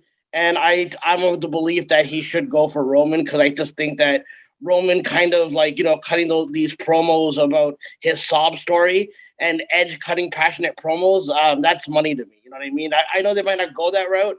I don't know what they're going to do with Drew, but to me, I just think Edge and Roman Reigns would be a really good program. And I'll just leave you guys with that. Thanks, Hansi. Seems like everybody's excited for Edge and Roman Reigns, and I think everybody would be happy if we got that instead of Bryan versus Roman for the time being. So very interesting. Let's continue with Jay. Jay, what's up?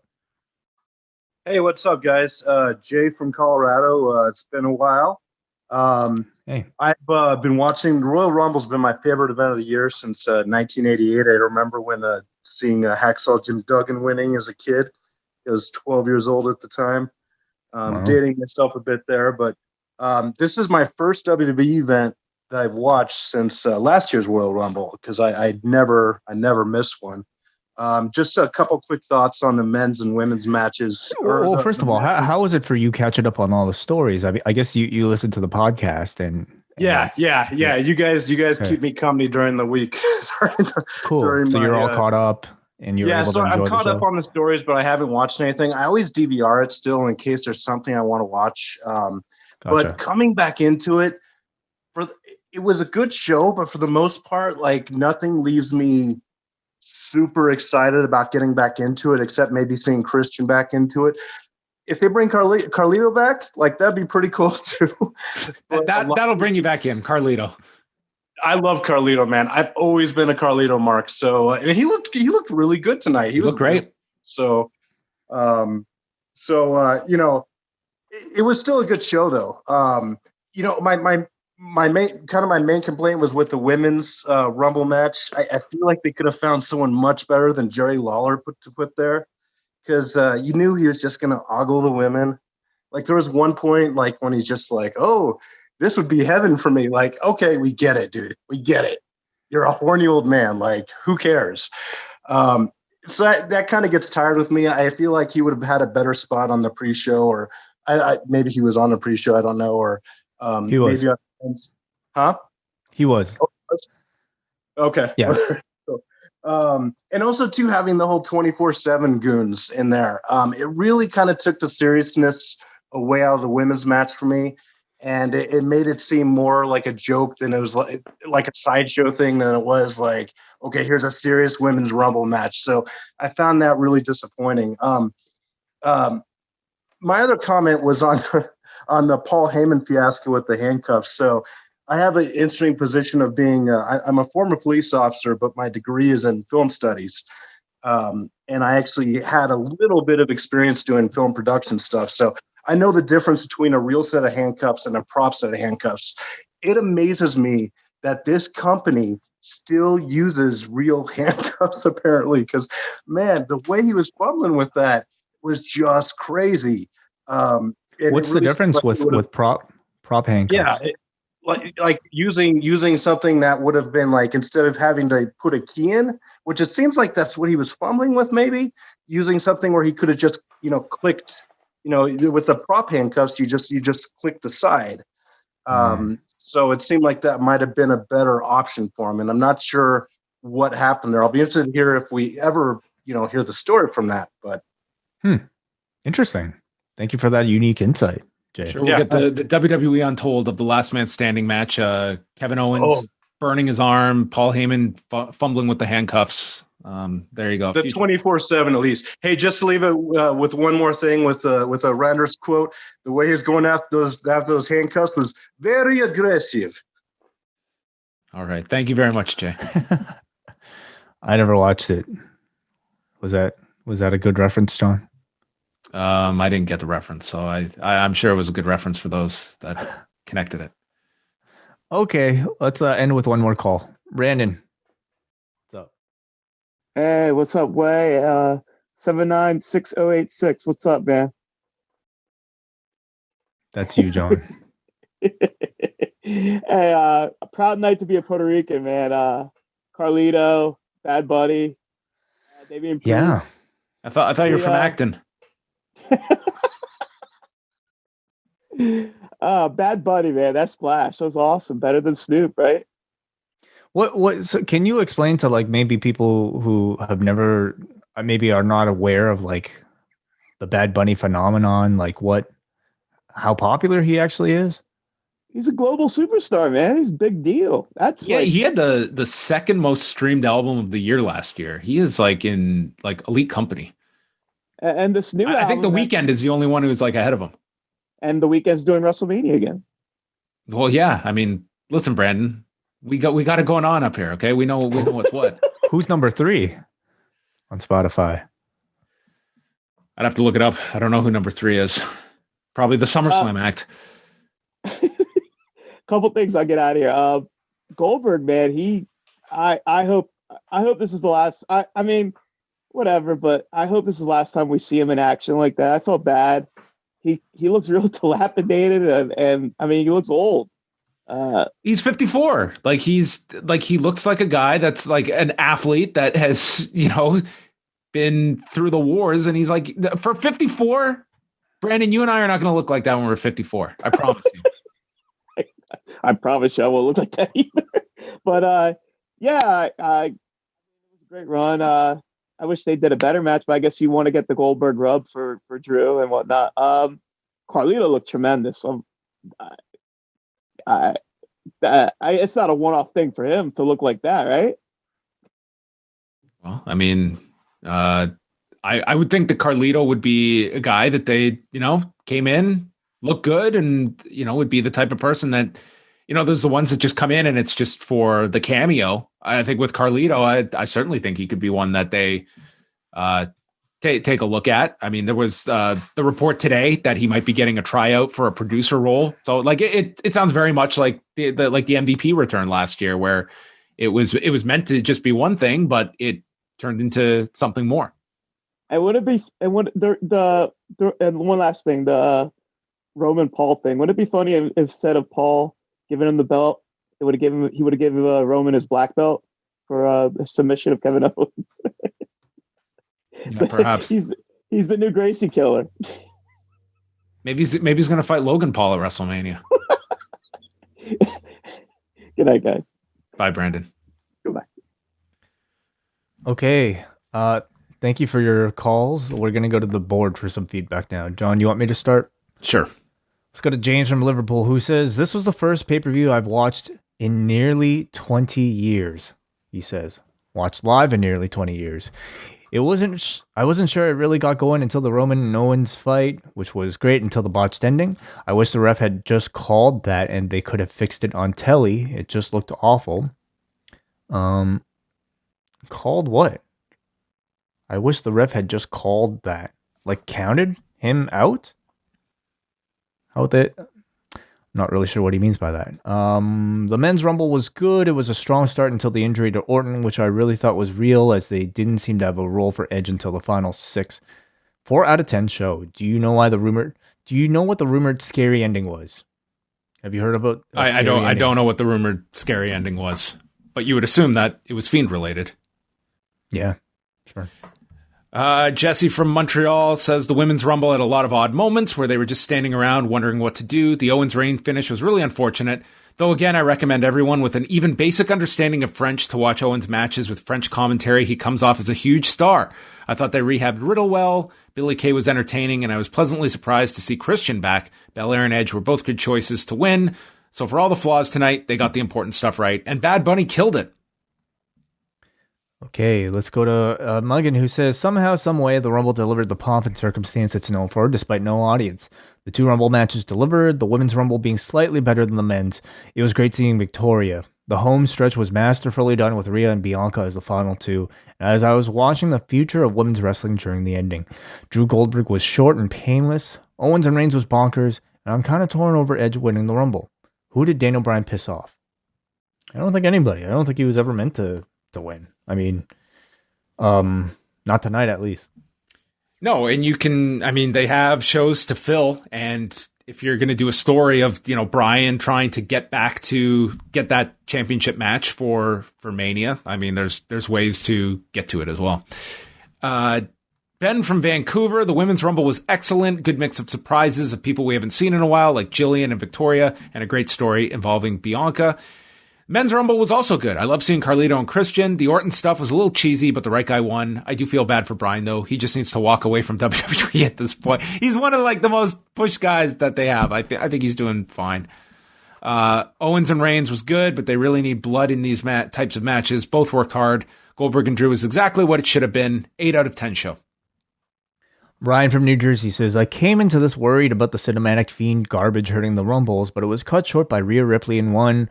I'm a fan of her for life now, and absent in the other. I really like the Men's Rumble, with the ENT reunion being a real highlight. I was rooting for Bryan, but I'm happy for Edge as he becomes the third guy to win it from the number 1 slot. So now they can include 2 in the recap videos. I thought the Women's Rumble had a good closing stretch, but was mostly aimless otherwise, with no real direction as the ring got crowded. I enjoyed Reigns and Owens too, aside from the handcuff trouble. 7 out of 10.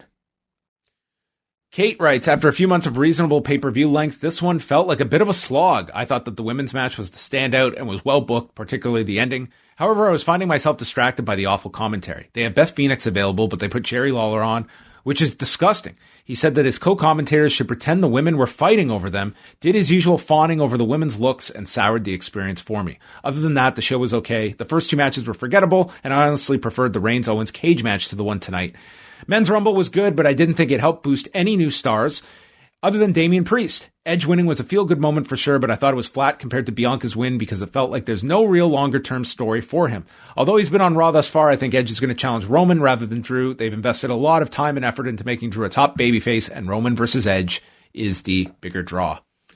I'll say on the length, I did not find tonight's show to be too tough, and I was warned earlier in the day from someone in the company that this one will probably go a lot longer than 10 p.m. So in my head, I was also anticipating a bit longer show. But I'll say, for 4.5 hours, I didn't feel that drag. I thought that the show moved pretty well. So this was not one where the length really had any impact on me, at least. Dwayne from Ireland says, I felt pretty underwhelmed by Edge winning the Rumble, and I don't really think he needed to go wire to wire either if he was winning, especially as he was anonymous for long stretches of the match after the initial burst at the beginning.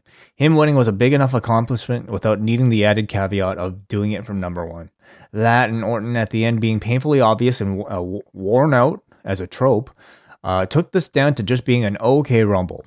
I hope Orton gets a patent on his mask because it's had a miraculous effect on him. I've never seen burns heal as quickly. Noah from Vaughn, all of the non-Rumble matches tonight were not all that memorable. As far as the 2 Rumble matches go, I thought they were fine, but I've seen many better before. The biggest thing I liked on the show was seeing Bianca win the Women's Rumble. Leads us to 2 really fresh matchups, no matter who she chooses to face at Mania, either Asuka or Sasha. As much as I'm happy to see Edge run the table from number 1 to win it all, I'm kind of sad that Bryan didn't get the win. Here's hoping he wins the Chamber and goes to face Reigns. Okay show tonight, 5.5 out of 10. Definitely disappointment, I guess, about Bryan not winning. Yeah. I mean, he was sort of the pushed favorite. I mean, refanning the flames from that memorable year. But I really think, in hindsight, it was all just a sort of a bit of misdirection. And again, it's not the end of that story if they don't want to end it. But everybody's clamoring out for Roman versus Edge. I mean, if that's the direction, where do you see Bryan? I'm still leaning towards him likely being on that side. I don't know if Reigns and Edge will be the direction. If you do go with Reigns and Edge, then I then I think Bryan's in a much more tougher predicament because, like, I don't see him. There's Rollins. There's man. There's guys Corbin. like sure he could face like a Big E or a Seth Rollins or yeah. I don't know. It's like there should be a lot more ideas there for Bryan, but I would say they've made such a big deal out of this going for this title that I mean I guess Drew and Bryan just feels like a weird mix to do now. Like that one, I don't know. It doesn't jump out at me. No, me neither. All right, let's go to Grit, who says, this piece of feedback has been brought to you by Victoria Beer. I largely enjoyed the show, but this is mostly from the Reigns-Owens match for its sheer entertainment value that can only be achieved by the match turning into a train wreck by the end. Rhea and Bianca's final two, I felt, might be the greatest final two in any Rumble I've ever seen. Top 3 for sure. I'm slightly disappointed they didn't do the injury replacement spot to swap Natalya with Becky, but that's entirely based on the tweet I saw by Becky Lynch where she took a picture of the curtain. I can almost bet money Vince wanted to do the swap with Natalya and Becky, but decided against it 45 seconds before Natalya's entrance. Okay, let's just stop there. Like, if let's say that was even an option, would people have really have wanted Becky to be in that spot, and you either totally throw her return out the window, or Bianca doesn't win? Like, I would not have wanted to see that instead of what we got tonight. Like, what would the benefit of Becky's return tonight have been in that Rumble spot? Because she would have to win then. Yeah, I think people just want to see her come back, and they want that big pop. And she literally just had a baby in December? Like, that's it, you know? Like, it would be kind of her coming back right now would indicate that she'd probably be back for a pretty long run, and I don't think that's really how maternity leave should work. So yeah, I think like it's not just like the physical. It's like you want to spend time with your child. Like it's I don't know if you necessarily have to race back, but to the booking part. But this is all Becky's fault. I mean, she teased it herself, right? Oh, this is the type of conversation she wants. That's why I don't know why you would send out that tweet unless you just you're fine to tweet whatever you want, but you're going to. Fun. Well, it's just to disappoint people that you're not coming in. So anyway, that's fine, but. I would not have traded that in. I don't think Becky's return. I thought what we got with Bianca, I'm glad that was the ending. And I wouldn't have squandered Becky's return for Bianca to eliminate her. And I wouldn't have wanted to trade this in and you don't get that Bianca win. Last one is from Matty B from Burlington. He thought the Goldberg Drew match was good for what it was. I enjoyed the women's rumble. I love that Bianca won. She's a star and she's going to get pushed to the moon. Such genuine emotion from Bianca at the end, which you rarely see from anybody. I love that it was Charlotte, Rhea, and Bianca at the end, and they eliminated Charlotte, the two new stars at the end. Roman and Owens had a great match, but the end soured it for me. Don't you think you would have went through that when they put the match together? But maybe Heyman dropped the key. Both of them really did bring it during this match, especially Owens. Men's Rumble was good. Carlito and Christian were great surprises. And the ending was a very good one. I thought Orton was going to take it, and a bit surprised that they went with Edge. I had Big E or Bryan winning. Interesting to see where this leads. Yes, it is, Matt. There you go. All of the feedback. I think a generally positive show that most took in. Maybe some changes they would have liked to have seen, but I think overall a satisfying show. I think that it's something that is a negative this year, just in the sense that you don't have like, if you were to tell me what matches do you want to see at WrestleMania, like tonight, people are coming out and saying Edge and Reigns, but up and down the roster, like, do you have those matches you really want to see that you've been pushed in that direction to want? And I think that sometimes you want to have some stuff you can surprise people with, but like, it's a blank slate. That's what it feels like for Mania this year. Like, I think all the programs begin now. I mean, Sasha Belair, I think, is one of the obvious ones. Whether or not Asuka holds the belt until Mania, I don't really know, but, they're planting the seeds She's been already. Greatly cooled off, though. Yep. But, planting the seeds for her and Charlotte at some point. And obviously a lot going on with, this Alexa Bliss character that they're trying to promote as a major star. So we'll see where that ends. I think, it's about the proper timeline for a lot of those stories to start after Rumble. So we shall see what Raw brings tomorrow. Yes. Do you expect a heavy Fiend or Alexa Bliss episode on Monday? I expect some Alexa Bliss. Yeah, for sure. The promo is built around Alexa Bliss's response to Randy's RKO last week. Okay. which is very much downplayed on tonight's show. So we'll see what they have in store on Raw. I would assume Edge is on the show, and where we go from there, we'll probably get some indication of where things are heading. So Way and I will be back Monday night with Rewind to Raw. We are live for our double Ice Cap and Espresso patrons Monday night, 11:15 p.m. Eastern, right after Raw. So thanks to everybody that tuned in tonight live. We appreciate all the phone calls, all of the feedback, and those that joined us in the Zoom room. And Way, the final word goes to you. Oh, final word. I'm gonna say,